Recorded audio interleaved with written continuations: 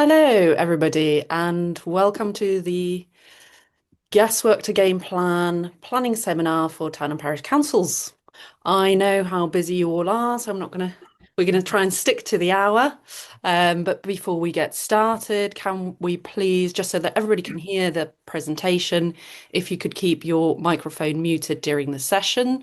If you have any questions, can you please write these in the chat and we'll come back to these at the end and we'll answer as many as we can. You also don't have to take a lot of notes. We will share the slides with everybody after the session. And we're going to record it as well. So we'll share the recording and the slides afterwards so that you don't have to take notes. Right.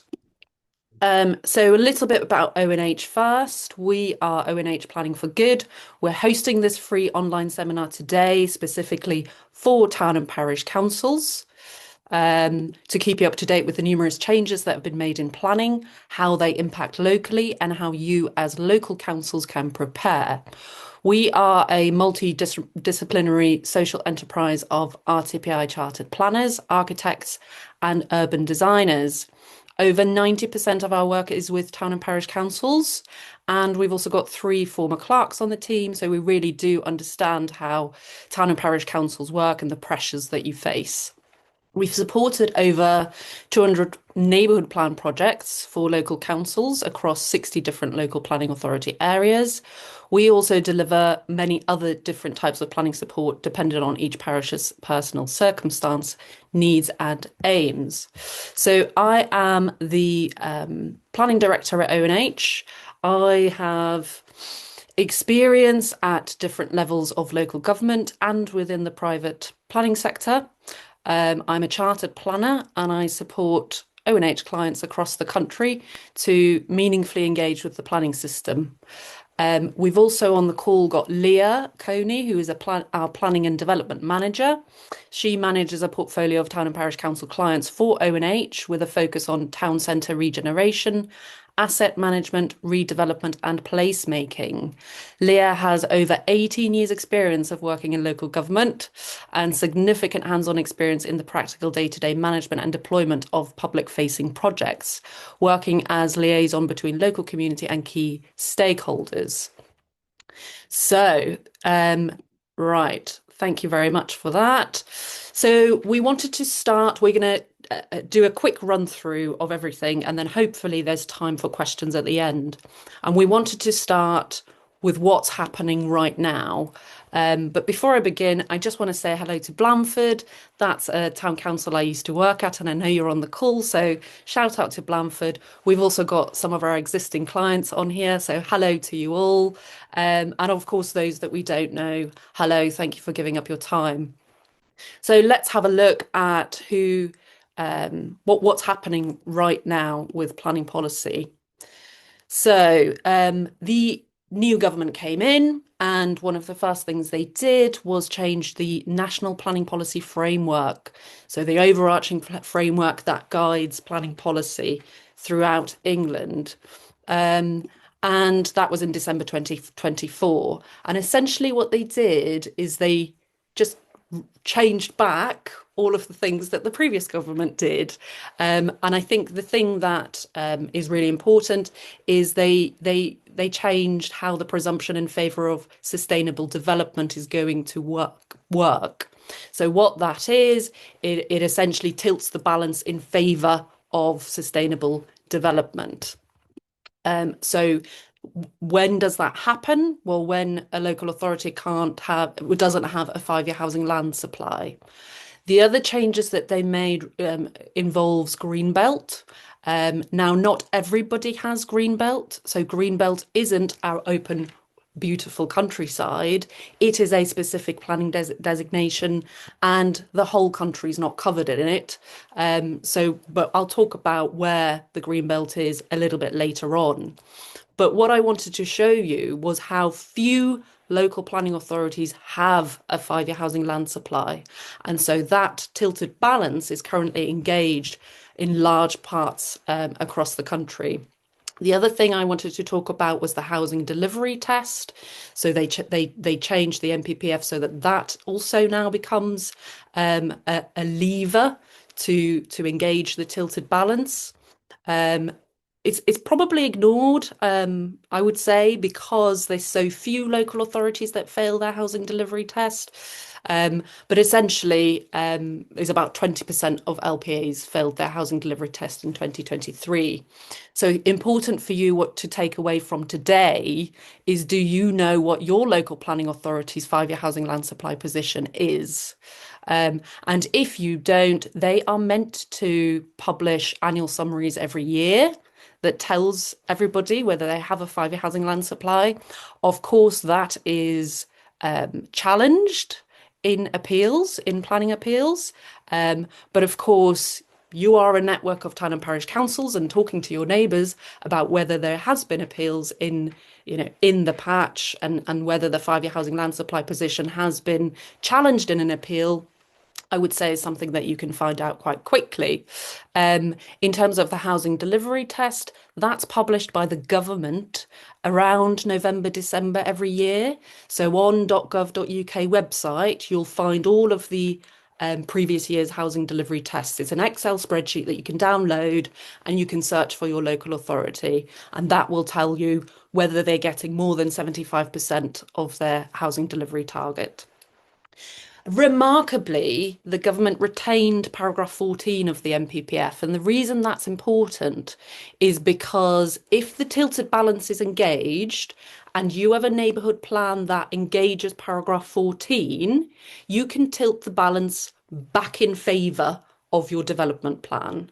So when a planning decision is made, even if that tilted balance is engaged, if your neighbourhood plan meets the criteria set out in paragraph 14 in the NPPF, then you can tilt it back in the favour of your policies. So remarkably, that's been kept, which has been great. However, bad news, the neighbourhood planning support programme is not being renewed. So the previous grants and technical support packages that was available to apply for is no longer there. And that's why we were just putting a kind of average amount on there for you. So our clients, certainly, if they were allocating in a neighbourhood plan, on average, some might be more, some might be less. They were spending about £20,000 and accessing technical support packages through the Neighbourhood Planning Support Programme. Now that that's no longer there, it's likely to be more in the region of between £30,000 and £40,000. And I suppose a little bit of homework for you today from this is, do you have a neighbourhood plan? And if you do, what's the paragraph 14 position? Are planning officers engaging that paragraph when they're making decisions? In officers' reports, do they talk about it? Do they engage it? So it's important for you to understand that and then reflect that in the comments that you make on planning applications. Right, the other thing that's happening is local plans are being prepared, but very, very slowly. So I've put some of the data on there. From July 2023, only 33% of local authorities had an up-to-date local plan. And why is that important? Well, if you don't, that is likely, you might not have a 5-year housing land supply, and therefore the tilted balance is engaged. And Lichfields did some work and they predicted that by the end of 2025, that's actually going to drop. So less local authorities have got the resources or are ploughing their resources into preparing local plans. The other thing that changed is the government introduced a standard method for calculating housing requirement figures. Now, broadly, those figures went up and they went up substantially. So the number of homes that local plans need to plan for is much higher. There are instances where it's dropped or stayed the same, but in most places, certainly that we operate in, it's gone up substantially. So maybe another bit of homework for you today is, do you know where your local plan is? Do you know when it's coming? And what's your housing requirement figure? And certainly in terms of housing requirement figure, that's again available on the .gov.uk website. So you can go and have a look if you don't know, or if your local authority hasn't told you. So going back to Greenbelt, the other thing that the new NPPF introduced was grey belt. So yes, from green to grey to gold, there's green belt, there's now grey belt, and there are now golden rules for major development. I never thought I'd have to explain what golden rules are, but here we are.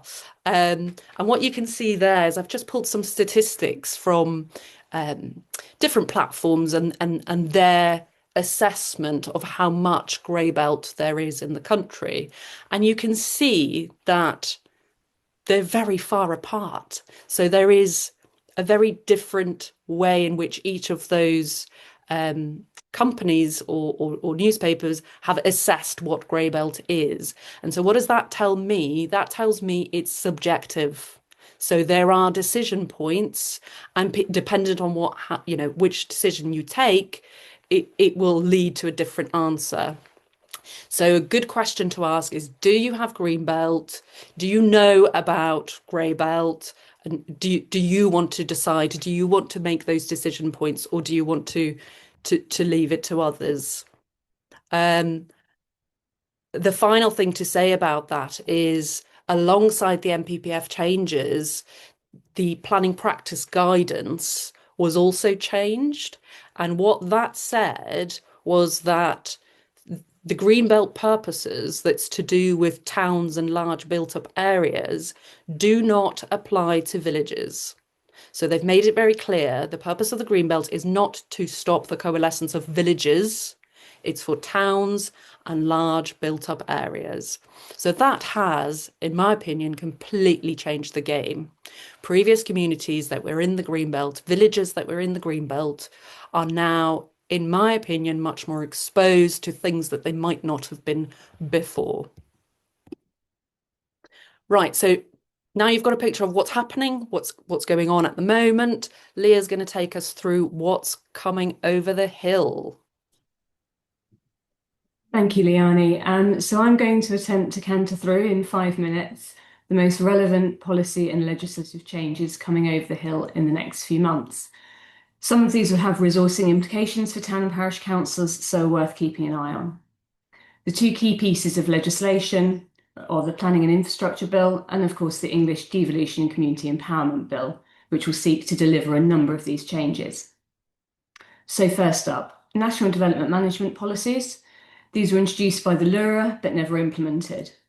They will apply nationally and take precedence over conflicting local plan policies, with the aim of streamlining the planning system to speed up decisions and delivery of new homes and infrastructure.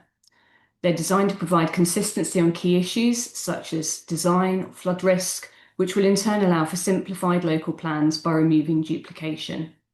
There is still discussion over whether they should be introduced via the statutory routes provided by the Lura or as a policy document like the NPPF. So the publication of the National Development Management Policies will require another rewrite of the NPPF. Next slide, please, Leani. Which will essentially be stripped back to its plan-making policies. It's not expected to revisit any of the key changes made in the 2024 version, but we are expecting details such as an amendment to reflect the enhanced duties with regard to protected landscapes, such as the national parks, brought in through the Lura. Next up, modifications to the regime for NSIPs, or Nationally Significant Infrastructure Projects. One notable change which will affect a number of town and parish council planning committees relates to solar farms, a much debated and very emotive subject matter. Currently, any proposed solar farm over 50 megawatts is classified as an NSIP, which is why quite a lot of you will have seen applications before you for 49.9 megawatts, so that they can be determined locally. This threshold is being increased to 150 megawatts, so you are likely to see bigger application proposals being determined at a local level. Alongside this, onshore wind will be reintroduced to the NSIP regime at 100 megawatts. We're also expecting newer industries such as data centres, etc., to be added to this regime, so watch this space. Next, the Planning and Infrastructure Bill will further reform the compulsory purchase process and compensation rules, recognising that CPOs are an important tool to be used as a means of attracting new investment and delivering positive changes for communities through regeneration. There are a number of changes proposed around the delegation of decisions and aspects such as introducing a power for Natural England to compulsorily purchase land for measures set out in an environmental delivery plan. But of specific interest is extending the power to remove hope value for compensation by directions introduced by the LURA, where town or parish or community councils are compulsorily purchasing land for affordable or social housing. Next slide, please.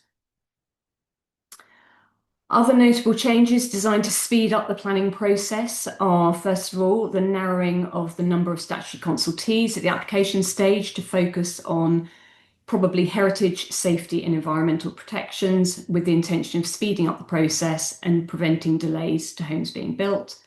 There are currently 25 statutory consultees, and you may have seen consultation earlier in the year seeking to consider the removal of groups such as Sport England. And it may be that going forward, not all statutory consultees will be engaged in every application. There will also be a faster plan making process, which will include a 30-month timetable for local plan creation and will limit what plans should contain, particularly once the National Development Management policies are in place, as they will be assumed to be doing much of the heavy lifting.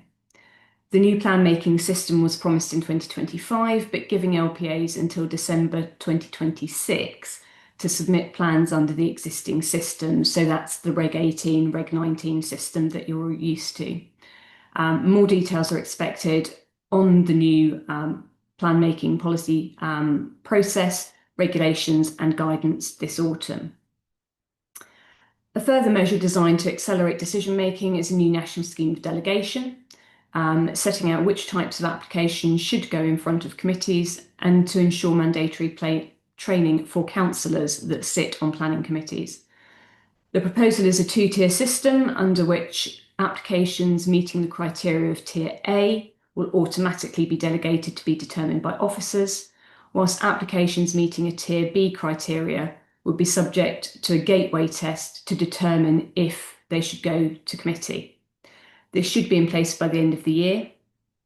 We will talk about this later in the slide pack, but it does mean that your responses at the planning application stage have to be sharp because they are going to be your only opportunity. There will also be appeals to changes to the appeals process, which I will also pick up later in the session. Next up, strategic planning is back. Legislation to create new strategic planning in England is being split across the Planning and Infrastructure Bill, which sets out the powers requiring local authorities to prepare these wider plans. And then the English Devolution and Community Empowerment Bill will contain the specific powers that these strategic planning authorities will then be granted in order to fulfil their role, such as powers to determine strategic planning applications, make development orders, charge CIL, and setting up development corporations.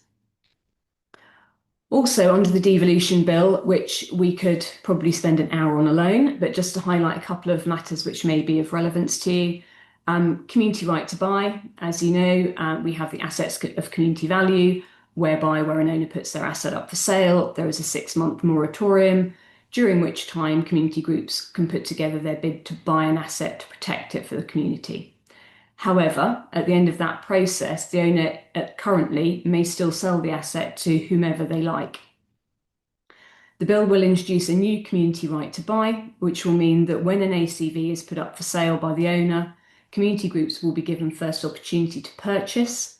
The community group and asset owner will either have to negotiate a price for the asset, or an independent valuer will set a price based on market value. Under this community right to buy, the moratorium on the sale of the asset will also be extended from 6 months to 12 months. Also, a new type of asset of community value, the sporting asset of community value, and the automatic designation for all eligible sports grounds as such. As with the standard ACV regime, communities will have the right of first refusal when the ground is put up for sale.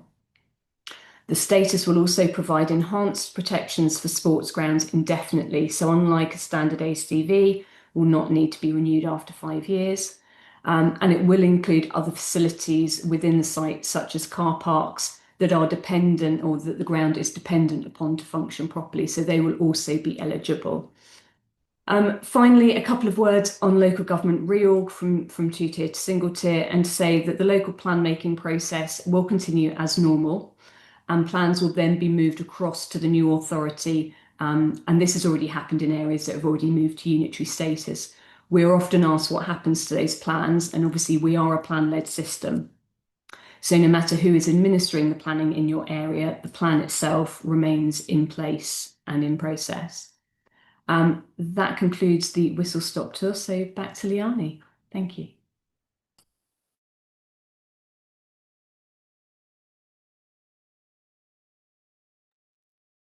Thank you, Leah. Okay, so now that you know what's happening and what's possibly coming over the hill, you've got a little bit of an idea of what you might be facing. But what we've been doing is we've been thinking about how you can respond to all of these things. So what I'm going to do is just take you through some of the products that we offer with case studies so that you can see what they actually do and how they work. So the first one is something we've called settlement spatial plans, and essentially what this is thinking about growth in your place and what it means for infrastructure.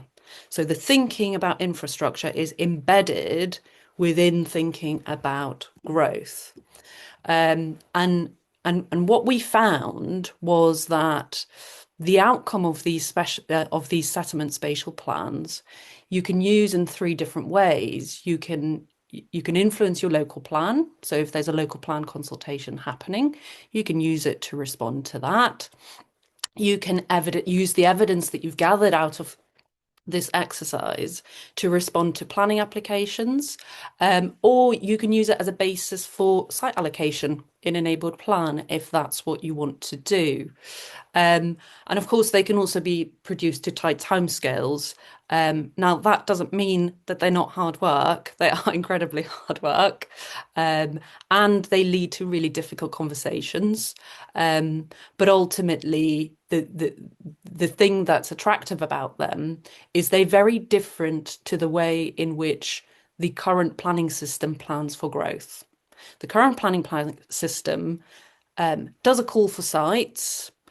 It has a number to plan for, and it looks at those call for sites and it goes, right, which one of these are the least worst to meet that number? And then it allocates those. And it thinks about infrastructure, but kind of as an afterthought afterwards.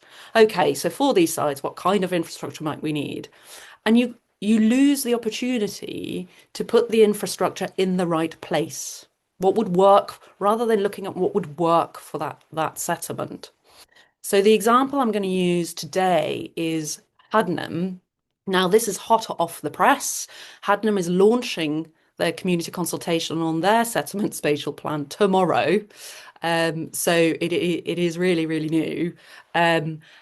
But why the reason I wanted to use Hadnam was because the scenario planning we did exposed a step change in infrastructure. Now, what I mean by that is if we looked at just choosing the sites from the call for sites that the local authority did, the amount of growth meant that there were going to be infrastructure issues. So only accepting a small amount of growth meant that there still wasn't going to be a secondary school, and there might even be an issue with primary schools. So what it exposed was that you can't just, if you're going to take a step for Hadnam, you can't just take a little step. You've got to be thinking much, much further. Or your local authority has got to have a plan for school places in in exercising its duty as the local education authority. So it exposed that, and also where that school would be best placed. So a very good example, and you can keep an eye on their website. It should be on there over the next few days if you're interested. And ultimately, the cost of it, it varies. It depends on how much input you're going to put in it. It depends on how far you're going to take it, what you're going to use it for. But there's an idea of cost there for you so that you can budget if you think that this is what you want. And I suppose a question to ask yourselves is the way in which the current planning system is planning for growth working for your settlement? Now, it might be absolutely fine, but that's normally by accident, not by design. So this is a product that we offer to think about growth differently, to have those difficult conversations with your community so that you know what they want you to do. The next thing I'm going to talk about is neighbourhood plans. Now, there has been lately in the profession this idea that because the neighbourhood planning support programme is stopping, that there's no more support. Well, that is not the case. The Planning and Infrastructure Bill mentions neighbourhood plans, and it was talked about it was debated in the House of Lords just a few days ago. And I want to read to you a quote from Baroness Pinnock, who on the reading of the Planning and Infrastructure Bill said, "I suppose that in the end it depends how we look at planning.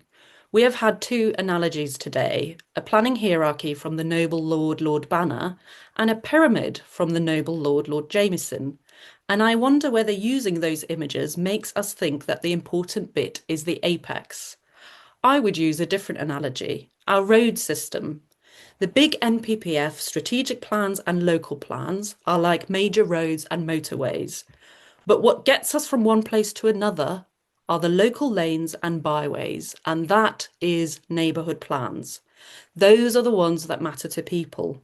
Once we start thinking of pyramids and hierarchies, I think we tend to think that the top of the pyramid is the important bit, but actually it's the foundations. So a clear message to you that neighbourhood plans are still in the game, they're still around. Unfortunately, we just have to think of clever ways to fund them. So the example I want to use today relates to paragraph 14 in the NPPF, and that is Berkeley, a lovely little village that had a made neighbourhood plan. A speculative application was submitted, and the neighbourhood plan engaged paragraph 14, and it successfully battered away that application because it was in the wrong place and it didn't need it because the neighbourhood plan made enough provision for growth. And not only did it do it once, but it then modified its neighbourhood plan and included a design code, and the speculative application came back. And again, the second modified neighbourhood plan engaged paragraph 14, and alongside the provisions of the design code, it battered away that speculative application. Now, I have to just highlight that the planning officer didn't engage paragraph 14. It was as a result of the parish council making representations that when that application went to appeal, the inspector quoted those as reasons for refusal. Again, there is, without the technical support package, unfortunately, we don't have access to anymore. And if you're going to be looking at a neighbourhood plan, those are the kinds of figures that you might want to budget for. So thinking about, do I need a neighbourhood plan? Well, that is the ultimate question, and every place is going to be different, and it might not be a neighbourhood plan that's going to fix your problem. But a good way to think about it is, do you need a plan-led growth strategy, or are you happy with the way in which planning decisions are being made at the moment? Another product that we offer is local plan reps. So we help councils engage in responding to local plan consultations. And Leah obviously spoke to you about the new local plans process. So that's going to be a 30-month process. So there's obviously going to be a lot less opportunity to feed into that. So the focus is going to become much greater on getting your local plan reps right at the right time. And the example I wanted to show was Newport Pagnell. Now, one of our existing clients, we love Newport Pagnell. It's a wonderful town council made up of lots of really intelligent people doing the right things. They know their stuff.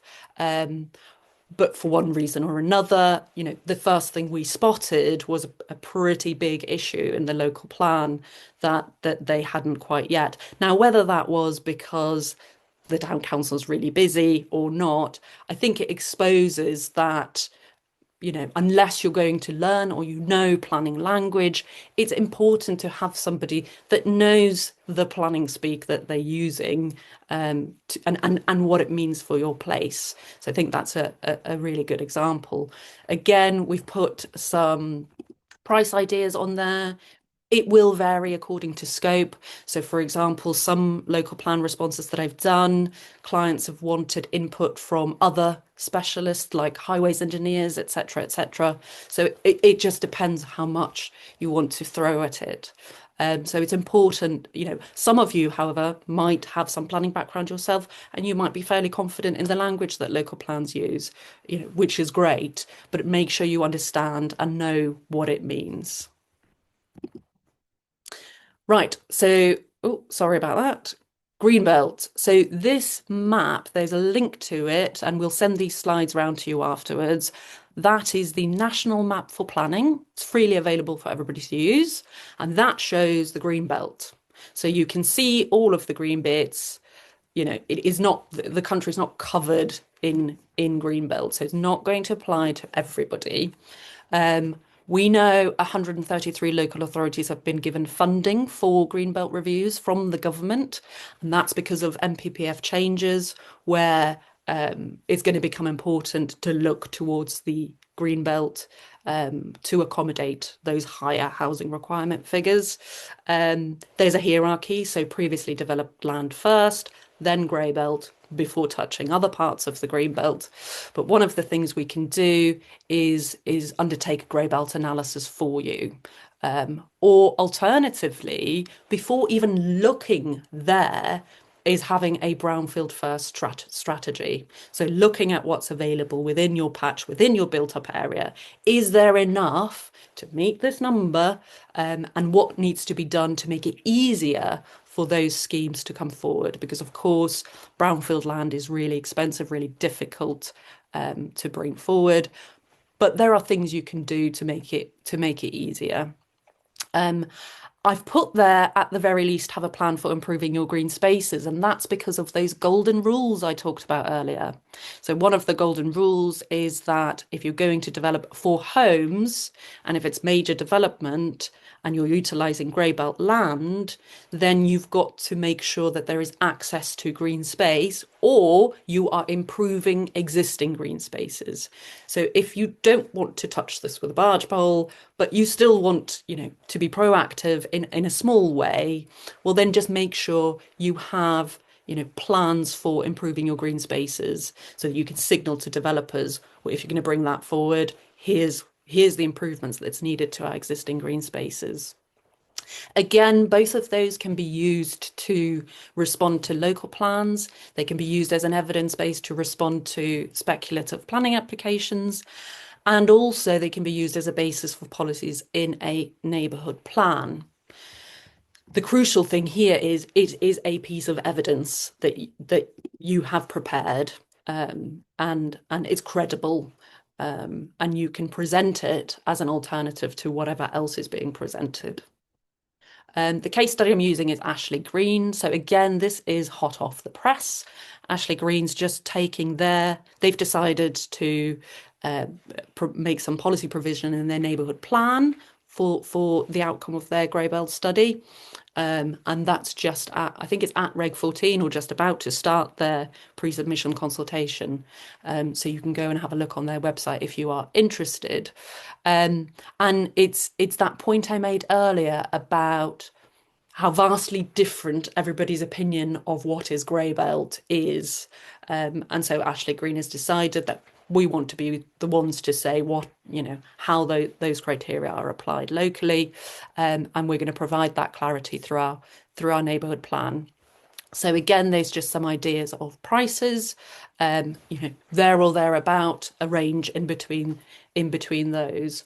So I think a question to ask yourself is, if you are in these places, well, what's your evidence? Have a look at the criteria, think about that, or obviously engage a professional to do that on your behalf. Right, so those are mainly focusing on the kind of policy proactive things that you can do. Leah's going to take us through the development management side of things now. Thank you, Leani. Yes, so we now turn to the development management regime and how town and parish councils can proactively influence decision making. Next slide, please. As I discussed earlier, the planning system is committing to a much faster timetable, so it's likely that where you may currently ask your ward member to call in an application to planning committee, this is less likely under the new scheme of delegation. So you need to be proactive.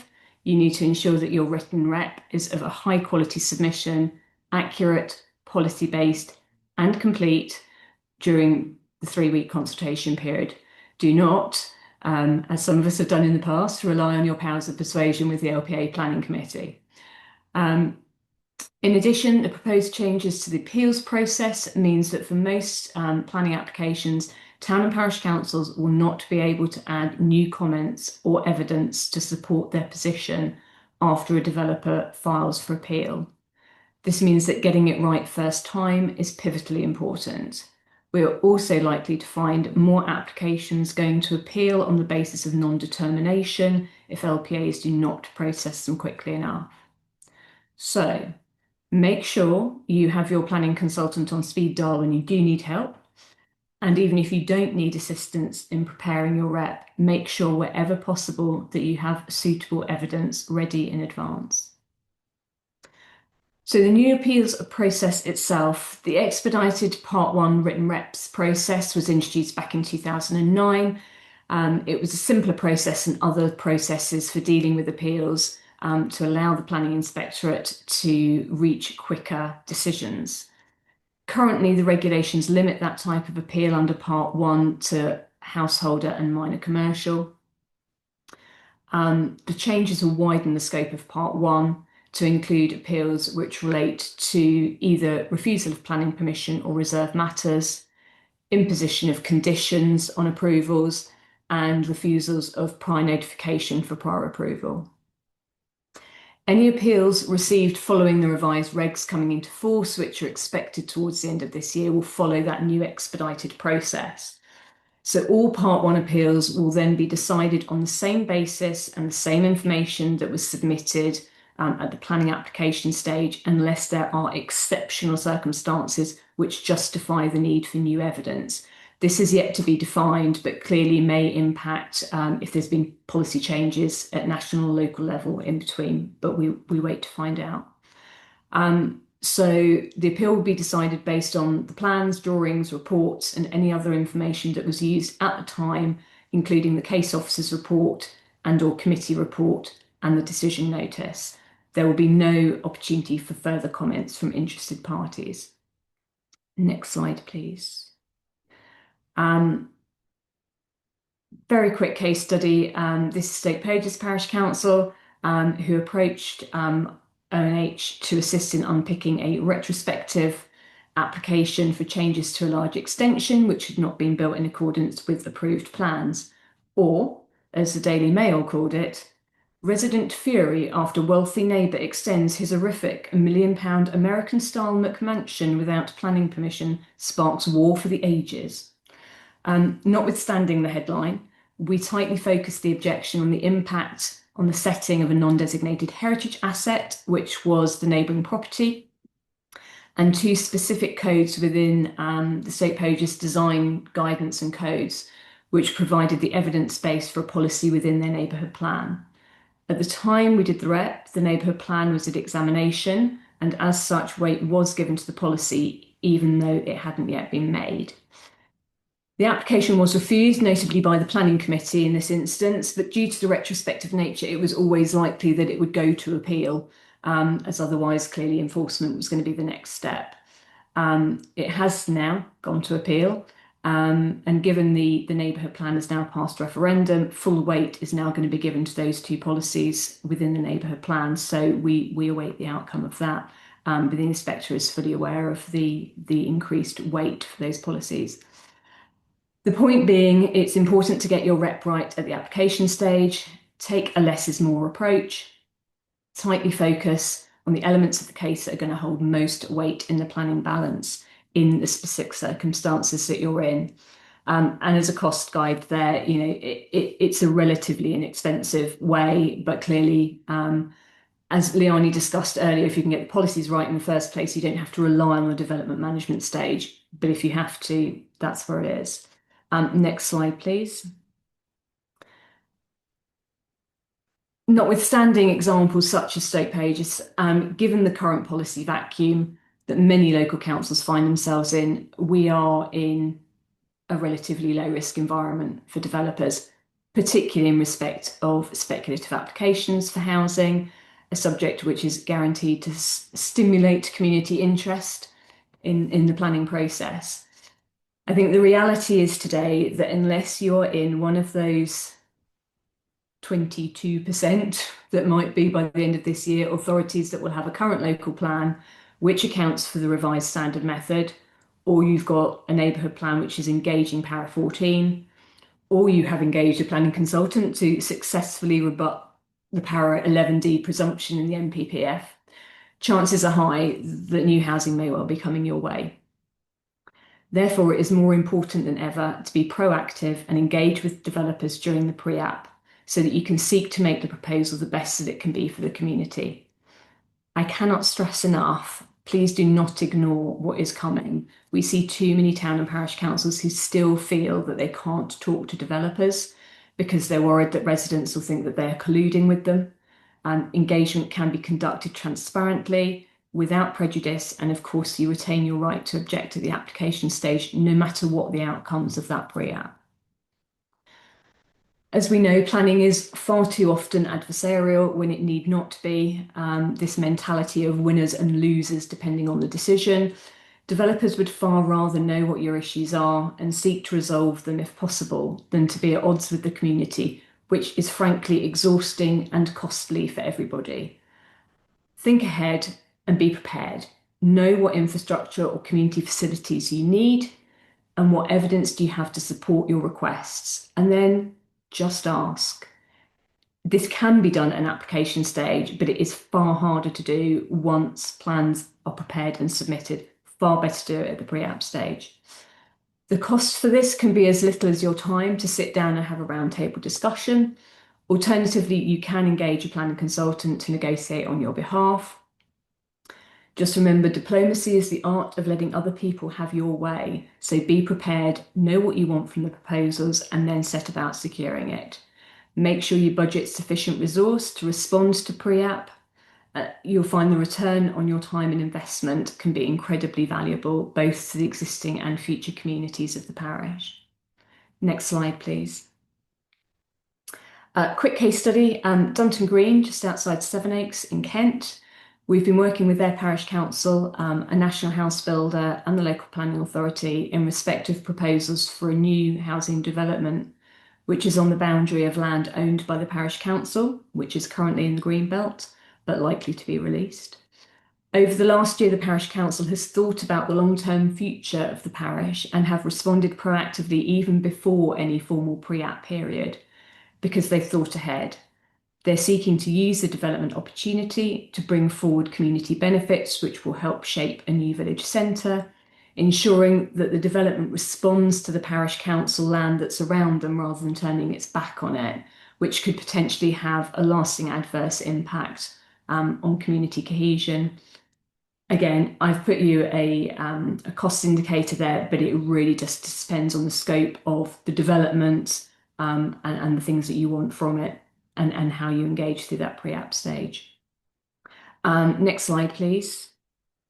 Finally, a few words about asset management. It's not directly obviously a development management issue, but it's worth mentioning as it's another proactive action you can be taking, and is timely with all of the discussions around local government reorganisation, particularly for those councils whose principal authorities are seeking disposal of assets. This can be a once in a lifetime opportunity to take control, improve service delivery, and secure community infrastructure for the long term. Again, this is a recurring theme. Plan ahead. Make sure you have set aside resources to work through what you want and why. What is going to serve you and your community well in the future? And how will you fund any capital expenditure and then ongoing maintenance? And do you have the resourcing to manage it? That was all I had to say on that. So I shall now hand back to either Leani or Louise to take you through the next slide. Thank you. Louise, if you're there, please join us. I am indeed. Hello. Thank you. Thank you very much. All right. Hello, everyone. So just to sum up, after all of that lovely information from Leani and Leah, we've really wanted to distill this down into the ways that you can take away now and go and be proactive about. The first step, I think, is absolutely to understand that each place is different. So go back to those questions that Leani asked about at the beginning. Think about your planning authority area. What is their situation? What is your situation? Understand your planning needs, and then think about what the likely problems you are going to face are. Are your problems mainly going to be to do with an upcoming local plan? Are they going to be to do with speculative development? Are they going to be to do with grey belt? And then move on to choosing the right planning approach to address the problems that you have identified as being most likely to appear. Next, you're going to need to think about budgeting for them. Obviously, we have included some prices, but they're just indicative. Every project is different. Consider the total resources required for each project. There might be things that you can do yourself internally. There might be things that SLCC, NAUC, or your local ALC can support you with. And there also will be things that you're going to identify as needing external specialist advice. If you need funding for your project, your options are always your precept, but also SIL and Section 106. One person's asked whether SIL can be used to fund neighbourhood plans. Yes, it can. If you have a prepared costed plan for a particular project that you would like to run, you may find that you can wait a little bit and government or grant funding will become available to fund that project. So an example was the active travel funding that became available during COVID. So for councils that had a plan already ready to go, they were in the best position to jump on that and make sure they got that funding. In terms of spending it, do check your financial regulations to see what process you need to follow for specialist advice. And that is the main gist of that. Thank you very much. We do have lots of questions, so we will try and get through as many of those as I can. Let's start with Wealdon District Council have been bringing a new local plan forward for a number of years after a number of years without one. Government changes have now delayed it again and may have to go back out to Reg 18 again. Are other local plans experiencing the same, and that's why they're slowing down? Yes, absolutely. So you'll remember right at the beginning, I talked about in July 2023, there being, I think it was 33% of local plan coverage. And Lichfields have done some work and they predicted that that's going to drop by the end of this year. So they're not the only ones. There are others that are doing that as well. I suppose the important thing to note with that is it creates a vacuum and it exposes all those sorts of horrible things to be engaged for you to be exposed as the local community. There's another similar question. When a local plan has expired, does the old plan still stand until the new local plan is published? Yes, so I mean it depends. It depends on how much the policies are out of date and how much they align with the national policy framework. And I'm sure the planning officers will be writing pages and pages on what the position is on that. But essentially, yes, if it's out of date, then there's going to be very little weight that's attached to it. But equally, it could have some weight still attached to it. So it's not a clear-cut answer, little assessment that needs to be done, on the case specifics. And two similar questions. So this is one person whose planning authority is heading into Reg 18 for the third time, and they're concerned that local government reorganisation might change that again. A similar question was, sorry, just one second.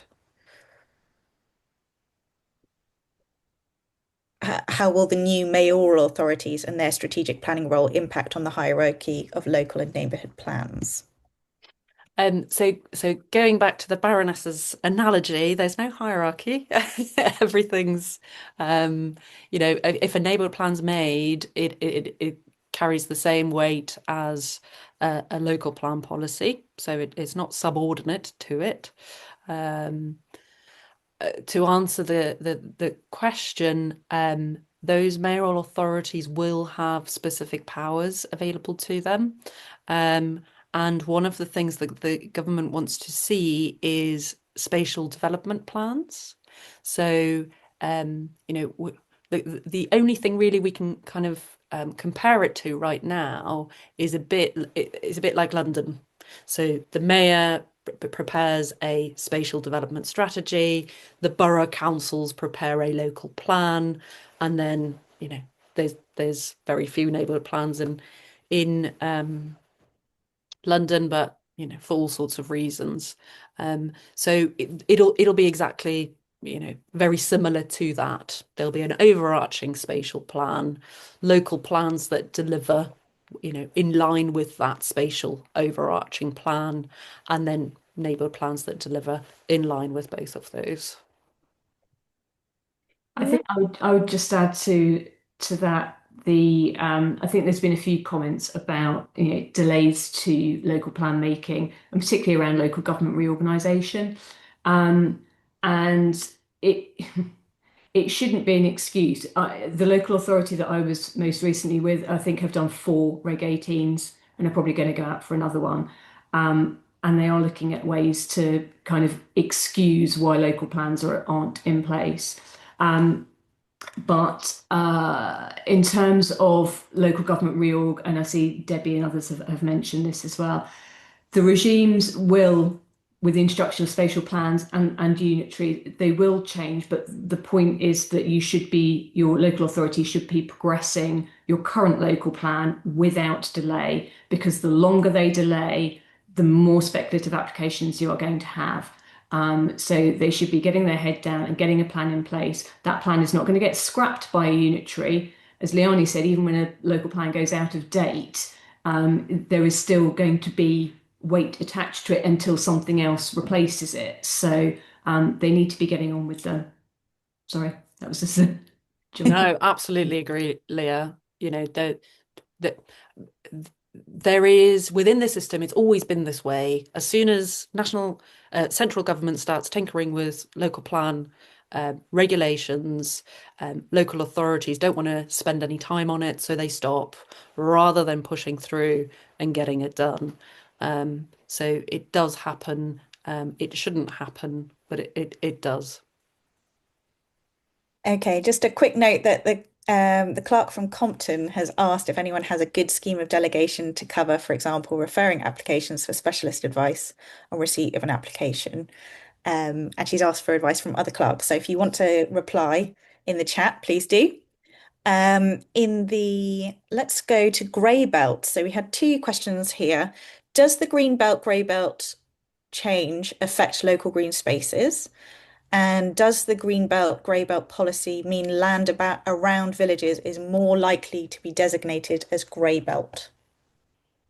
Yeah, so remarkably, local green spaces are protected. So there is a little footnote in the MPPF that says the provisions that have been made around grey belt does not apply to local green spaces. Now, of course, I think everybody would be thinking, well, we're just going to go and designate everything as a local green space. But I'm sure if you've been there, you know that it's not meant to be used as a tool to get green belt by the back door. But yeah, very important point, and a policy lever that you might want to think about utilising. The question on whether green belt around villages are now grey belt. Well, given that none of the land around a village is going to contribute to those greenbelt purposes because it's not a town or a large built-up area, then the answer is yes, it's likely to be grey belt, unless there are what's called footnote 7 assets. This is the planning language I was talking about. But unless there are certain designations on that land, then yes, more than likely is grey belt. And a question about settlement spatial plans. Is the settlement spatial plan for individual settlements, or could it be a joint plan covering several neighbouring towns or parishes? Great question. Well, we are working with a combination of both. So it can be a number of parishes, and that might be because you share, a functional relationship with each other, and whatever happens in one is going to affect the other. So yes, absolutely, we can do multi-parish settlement spatial plan thinking. And let's talk about planning applications now. So one person has asked, can a planning inspector introduce new reasons for refusal, dismissing the appeal, e.g. para 14, even if the LPA hasn't mentioned that as a reason? Someone has asked if para 14 applies to NDOs. And another question about a planning officer's report not mentioning the recently approved neighbourhood plan and how that could be challenged. Right. So this is where your planning representations become really, really important. In a perfect world, your neighbourhood plan gets made, planning officers know about it, and they engage it in their decision making. But we don't live in a perfect world. It is important that as part of your implementation and monitoring of your neighbourhood plan, you have considered what you might do if officers are not engaging it. Those might be political levers that you need to pull, or getting a meeting arranged with the development management team, leader, to see what it is. While are they not engaging your neighbourhood plan? Is it that they think the policy doesn't apply? Has the policy been written in a certain way that makes them think it doesn't apply? But yeah, really, really important to think about that, and to advocate for your neighbourhood plan. And yes, planning inspectors can introduce new reasons for refusal, and that is exactly what happened at Berkeley. At the example I showed you, the planning officer did not engage paragraph 14. The parish council, in their response to the appeal, did, and that was one of the fundamental reasons the planning inspectorate refused the scheme. So absolutely right. Lou, did I answer all the questions? I thought there were three. One was whether paragraph 14 applied to NDOs. Right. So NDOs is a neighbourhood development order, and they are slightly different than neighbourhood plans. Very similar, but essentially what they do is they give planning permission to something. So whatever's in the NDO, that gets planning permission. Actually, Bowers Gifford is on the call. They've just submitted their NDO to Basildon. There are very few in the country. So if you want to monitor how that one goes, you can have a look at Bowers Gifford. So that gives planning permission for something. And no, it doesn't engage paragraph 14. It's about, it's about giving planning permission. It's not about plan making. Well, I think I'm not sure we have time for any more questions, but we did have a few still not answered. So we'll see if we can follow up on those. Should we do one really quickly? Just to mention funding, and with the funding you mentioned, SIL or Section 106 only come after development. And one person has also mentioned that it's worth checking with your LPA if they have a match funding scheme to support development of neighbourhood plans. We have seen that before. They do come around. They do, absolutely. There's very few of them because obviously local authorities are resource strapped as well. But there are those that are really supportive of neighbourhood plans, and they do even offer grant funding. I suppose the other thing to say with SIL and how it's linked to neighbourhood plans is if you do have a neighbourhood plan, a made neighbourhood plan, then you will receive a larger uncapped proportion of SIL if that operates in your patch. If you don't, then you will receive a capped amount, and it will only be 15%. And yes, you can spend SIL on preparing a neighbourhood plan, as Louise said earlier. I think the question that Vicky was asking was in respect of the fact that you might not have any development at the moment, and therefore you're not going to be getting any SIL money until such time as you've had that development. So yeah, for parishes that are in that boat, yes, you're not going to be able to draw on the SIL money to pay for your neighbourhood plan before that development has happened. But as you know, when you get your SIL monitoring from the LPA, which usually, which will detail out everything that's coming in the last 6 months or so and ask if you want to draw it down. Even if you've got small amounts that have come in from single developments, then that money can be used. It's all within the SIL regulations that you can use it for anything that promotes development in the area or responds to development. So yes, absolutely. Wonderful. Now it is 1:30, so we've come to the end of our time. I just want to thank everyone very much for coming, as well as Leani and Leah for presenting. If you have any oh, will you get a copy of the slides? Absolutely, you'll get a copy of the slides, and you can pass those around if you want to afterwards to your councils. We will also try and share the recording that will come to you a little bit later if you want a link to the recording.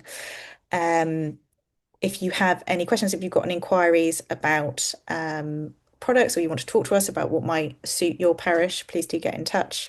Our email address will be in your documents. Thank you very much, everybody.